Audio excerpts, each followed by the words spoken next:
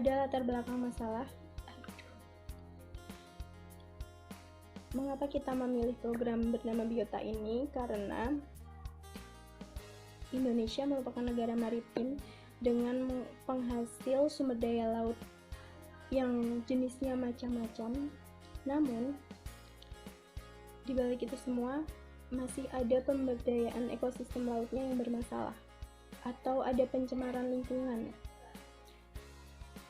Karena itulah, kita menghadirkan program ini untuk menanggulangi permasalahan tersebut dengan memberikan tips di dalam webnya.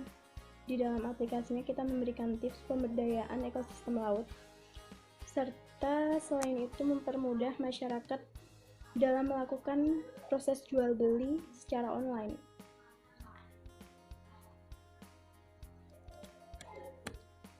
Selain itu, manfaat yang kita dapatkan juga mampu bersaing secara ekonomi dalam bidang e-commerce, serta terciptanya kemudahan dalam meminimalisir pencemaran dan kerusakan ekosistem laut. Metode yang kita gunakan, metode observasi non-partisipatif atau jarak jauh. Yang kedua, metode browsing. Yang ketiga, metode wawancara terstruktur. Ruang lingkup penelitian, ada prosedur pemesanan produk, metode pembayaran, metode pengiriman barang, menyediakan berbagai tips menjaga ekosistem laut. Jadi di dalam web tersebut terdapat keempat ini. Permasalahan pokok. 1. Pengarsipan data pembelian. Jumlah persediaan maupun laporan masih menggunakan sistem manual. 2. Dalam proses pengarsipan data, pembeli sering terjadi kesalahan dikarenakan terlalu banyak media online pemasaran yang digunakan. 3. Terjadinya kesalahan saat pengiriman produk ke pembeli, sehingga terkadang pembeli komplain dan mengajukan retur produk, karena kurangnya komunikasi antara pembeli dan penjual. 4. Kondisi ikan yang tidak fresh lagi saat diterima pelanggan, dikarenakan terkendala oleh waktu pengiriman yang cukup lama. Pemecahan masalah. 1. Peralihan sistem pengarsipan data yang dilakukan secara manual menjadi sistem yang terkomputerisasi. 2. Memperluas media pemasaran dan meringkas cara transaksi penjualan dengan menciptakan aplikasi berbasis online. 3. Untuk memberikan kualitas produk sesuai permintaan pembeli, maka pihak perusahaan melayani fasilitas chatting menggunakan aplikasi dengan pembeli terkait pemesanan produk untuk mengurangi terjadinya kesalahan saat pengiriman produk. 4. Perusahaan bekerja sama dengan sebuah perusahaan pengiriman barang yang dikhususkan untuk pengiriman ikan agar sistem pelayanan pengiriman ikan tidak terhambat oleh produk lain. Pembahasannya, analisis sistem berjalan pada aplikasi PT Ikan Segar Indonesia. Yang kedua, perancangan sistem usulan program Biota. Use case diagram dari sistem berjalan terdiri dari dua aktor. Aktor yang pertama adalah aktor pembeli, di mana pembeli dapat melakukan login, membeli produk, melakukan pembayaran, dan melakukan logout. Selanjutnya, aktor admin dapat melakukan login, mengelola data penjualan, mengelola data pembayaran, mencetak laporan penjualan, dan melihat data transaksi. Activity diagram sistem berjalan. Terdapat dua aktivitas yang dilakukan oleh pembeli dan sistem itu sendiri. Dimulai dari pembeli yang membuka katalog produk, selanjutnya sistem menampilkan katalog produk. Dilanjutkan, pembeli memilih produk dan memasukkan produk ke keranjang, maka sistem akan mengkonfirmasi produk yang ditambah. Selanjutnya, pembeli membuka keranjang, maka sistem akan menampilkan daftar produk di keranjang. Lalu, pembeli melanjutkan ke pembayaran dan sistem akan menampilkan form data diri. Dilanjutkan, pembeli melengkapi form data diri dan memilih tanggal dan metode pembayaran. maka sistem akan menampilkan metode pembayaran yang dipilih. Selanjutnya, pembeli dapat memasukkan nomor rekening atau telepon, maka sistem akan memproses dan menampilkan dialog berhasil atau tidaknya suatu kegiatan. Dan apabila sistem berhasil, maka akan menampilkan halaman beranda. Apabila tidak berhasil, maka akan kembali ke proses. Spesifikasi dokumen. Yang pertama, spesifikasi dokumen masukan. Nama dokumen data pemesanan, fungsi sebagai referensi data pelanggan yang akan diarsipkan, sumber pembeli, tujuan kepada admin, frekuensi setiap ada transaksi, jumlah sesuai kebutuhan. Berikut contoh dari dokumen masukan dari sistem berjalan. Dilanjutkan spesifikasi dokumen keluaran. Nama dokumen, aplikasi PT Ikan Segar Indonesia, fungsi sebagai referensi pelanggan jika ingin membeli ikan, sumber, marketing, tujuan pembeli, frekuensi sesuai kebutuhan, dan jumlah sesuai kebutuhan. Berikut dokumen keluaran dari sistem berjalan. Spesifikasi dokumen keluaran yang kedua, nama dokumen faktur penjualan, fungsi sebagai bukti tagihan dan pembayaran, sumber admin, tujuan kepada pembeli, frekuensi sesuai kebutuhan, dan jumlah sesuai kebutuhan.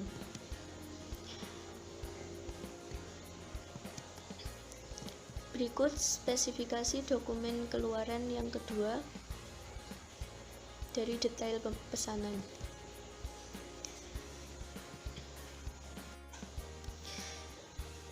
Entity Relationship Diagram atau ERD dari sistem berjalan. Di sini terdapat entiti pelanggan yang melakukan pemesanan. Selanjutnya, pemesanan memiliki detail produk dan pemesanan mempunyai data pesanan. Entiti detail produk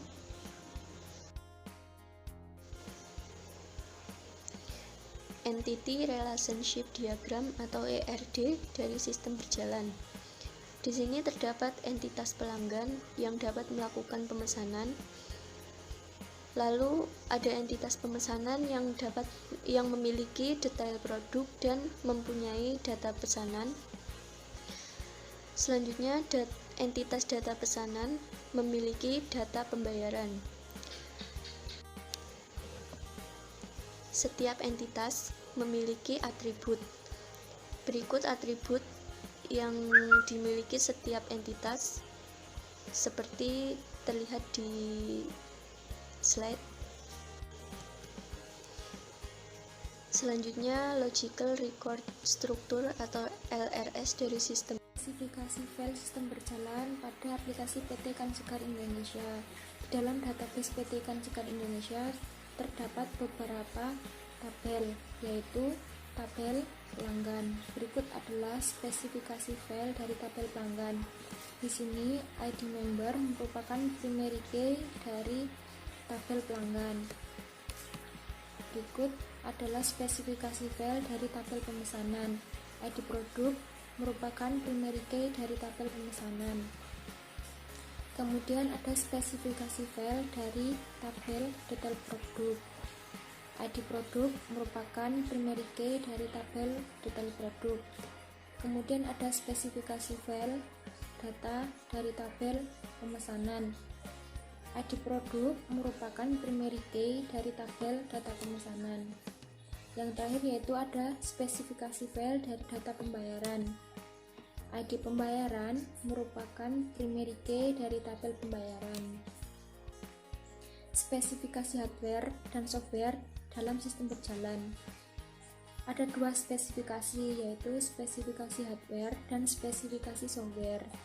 Dalam spesifikasi hardware, yaitu minimal perangkat keras yang dibutuhkan untuk mengakses aplikasi PT Ikan Segar yaitu smartphone dengan kecepatan prosesor minimal 1,4 GB. Kemudian ada storage kapasitas minimal 8 GB dan memori kurang lebih 1 GB. Spesifikasi software merupakan perangkat lunak yang digunakan untuk mengakses aplikasi ketikan segar, yaitu sistem operasi yang digunakan sistem Android KitKat. Perancangan sistem usulan. Tahapan perancangan sistem usulan yaitu ada dua, ada analisis kebutuhan pengguna dan analisis kebutuhan admin. Untuk analisis kebutuhan pengguna, jika pengguna belum pernah mengakses aplikasi Biota, maka pengguna harus melakukan register atau melakukan pendaftaran akun baru, sehingga pengguna dapat login pada sistem. Kemudian, pengguna juga dapat melakukan transaksi pembelian maupun penjualan terhadap produk hasil ikan laut. Kemudian pengguna juga dapat melakukan pengelola data pribadi, misalnya data pada My Profile. Data tersebut bisa diubah oleh pengguna sesuai dengan biodata diri pengguna ataupun daftar member. Kemudian pada aplikasi kebutuhan admin dapat melakukan login pada sistem. Kemudian admin juga dapat melihat transaksi pembelian maupun penjualan yang dilakukan oleh user. Admin juga dapat mengelola artikel, yaitu untuk mengupdate sebuah artikel atau tips untuk menjaga ekosistem laut. Admin juga dapat merekap laporan harian maupun laporan bulanan setiap penjualan maupun pembelian dalam aplikasi Biota. Baik, kali ini saya akan menjelaskan bagian perancangan sistem usulan. Yang pertama adalah rancangan use case diagram. Di sini di dalam use case terdapat 3 aktor, yaitu pengguna, pengunjung, dan admin. Di sini pengunjung hanya dapat mencari produk, mendaftar, atau melihat tips yang tersedia. Nah, bedanya dengan pengguna yaitu ketika pengunjung telah melakukan pendaftaran, maka pengunjung baru bisa membeli produk, menjual produk, atau yang lainnya. Nah, untuk admin itu sendiri ada mengelola data produk, mengelola data member, mencetak laporan, melihat data transaksi, dan lain-lain. Yang pastinya diharuskan login terlebih dahulu. Selanjutnya yaitu activity diagram. Di sini di bagian pencarian. Di bagian pencarian yang pertama yaitu dari pengguna memasukkan kata kunci pada kolom pencarian. Lalu sistem akan melakukan pencarian berdasarkan kata kunci. Nah, di sini jika pencarian tidak ditemukan, maka akan menampilkan pesan data tidak ditemukan. Jika ada, maka akan menampilkan data yang dicari. Selesai. Selanjutnya activity diagram bagian login. Di sini pengguna diharuskan memasukkan email dan password. Lalu setelah itu sistem akan memverifikasi loginnya atau yang tadi telah diinputkan. Jika salah, maka akan kembali ke tampilan input. Nah, jika benar, akan menampilkan halaman utama. Selanjutnya activity diagram untuk bagian transaksi. Nah, di sini dimulai dari pengguna. Pengguna memilih produk yang akan dipesan, lalu sistem akan menampilkan detail produknya.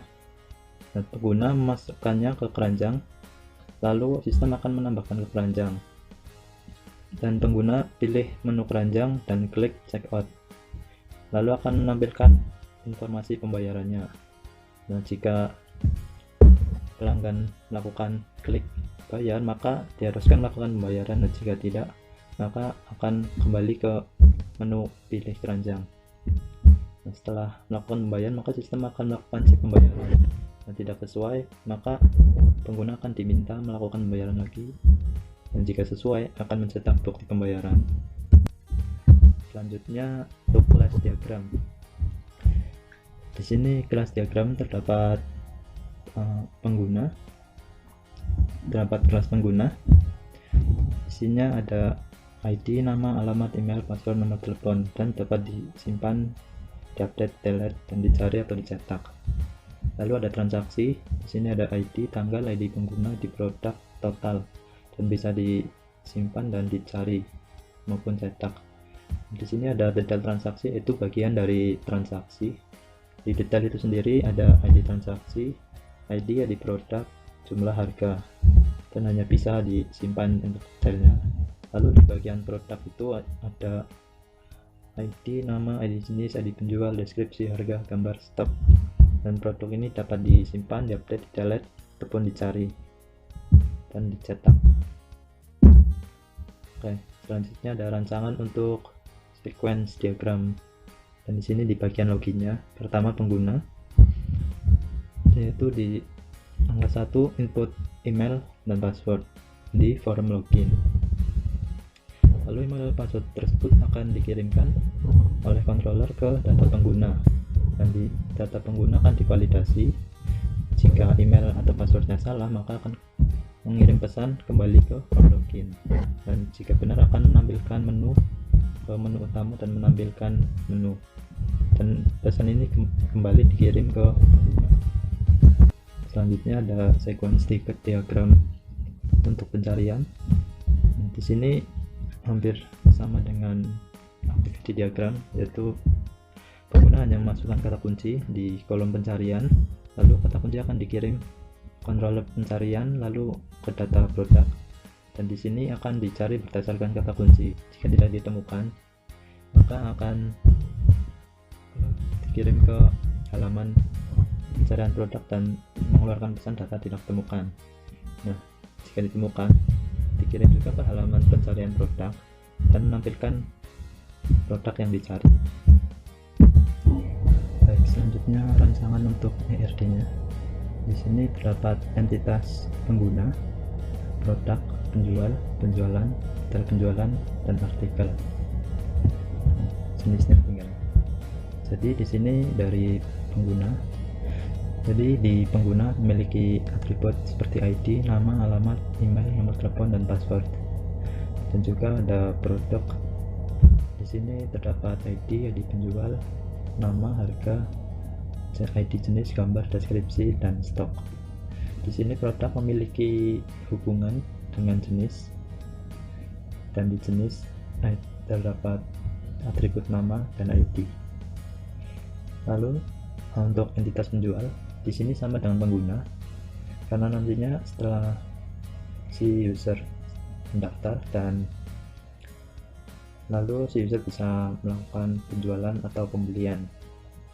Nah, setelah itu di sini terdapat entitas penjualan yang berisikan atribut total, ID, tanggal penjualan, jadi pelanggan, di produk, dan memiliki relasi perincian ke detail penjualan. Dan di detail penjualan memiliki ID produk, ID penjualan, harga, dan jumlah.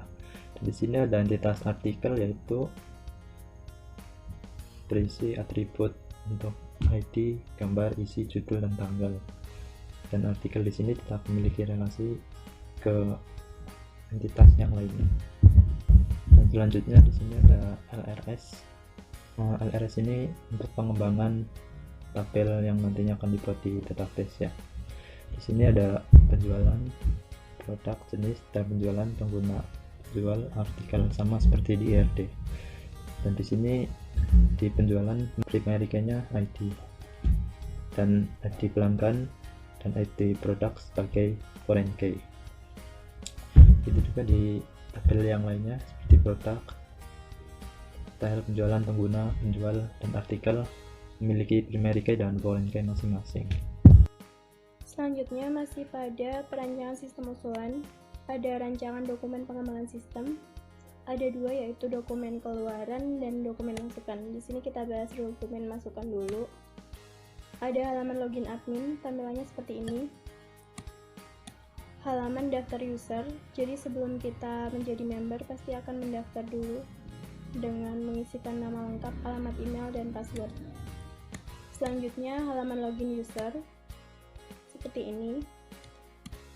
Halaman artikel admin biota, karena di dalam web biota kita menyediakan tips-tips pemberdayaan ekosistem laut. Jadi di sini terdapat masukan artikel. Ada halaman jenis kategori, Di sini kita bisa memasukkan pilihan produk yang akan dijual. Selanjutnya, halaman toko user dari penjual agar nanti ditampilkan untuk pembeli. Selanjutnya, halaman beranda aplikasi Biota, ini termasuk dokumen keluaran. Pada halaman berandanya seperti ini. Lalu, halaman utama pada admin menampilkan dashboardnya seperti ini. Selanjutnya, halaman utama pada user setelah login. Halamannya hampir sama dengan tampilan beranda. Selanjutnya, halaman profile user dengan menampilkan nama, alamat, email, nomor HP. Selanjutnya, halaman data diri admin sama seperti halaman data diri user. Dan ada arsip admin. Ada juga halaman komponen pada admin, ini memuat foto-foto produk. Selanjutnya ada spesifikasi file sistem usulan yang diambil dari database. Ada tabel pengguna, tabel penjual, tabel produk, tabel jenis, tabel penjualan, tabel detail penjualan, dan tabel file dan tabel artikel. Selanjutnya, spesifikasi hardware dan software sistem usulan. Kita menggunakan komputer atau laptop dengan kecepatan prosesor 1,4 GHz, harddisk kapasitas 120 GB, memori 1 GB, monitor dengan resolusi 14 inci, keyboard dan juga mouse USB. Spesifikasi software yang kita gunakan Microsoft Windows. Program aplikasinya SAM versi 324, server Apache, database MySQL. Kesimpulan dari presentasi ini adalah dengan adanya sistem informasi manajemen ekosistem cloud ini, semoga kita bisa memberikan solusi serta mampu meningkatkan kesadaran masyarakat mengenai masalah yang terjadi dalam ekosistem laut. Permasalahannya sudah dijelaskan tadi pada awal video. Dan yang kedua, dengan adanya sistem informasi manajemen dapat menjadikan sumber daya ekosistem laut menjadi lebih terjaga kualitasnya. Saran, apabila sistem usulan ini berjalan, maka perlu dilakukan evaluasi sistem secara berkala untuk selanjutnya diadakan perbaikan sesuai perubahan serta pengembangan teknologi. Terima kasih. Wassalamualaikum warahmatullahi wabarakatuh.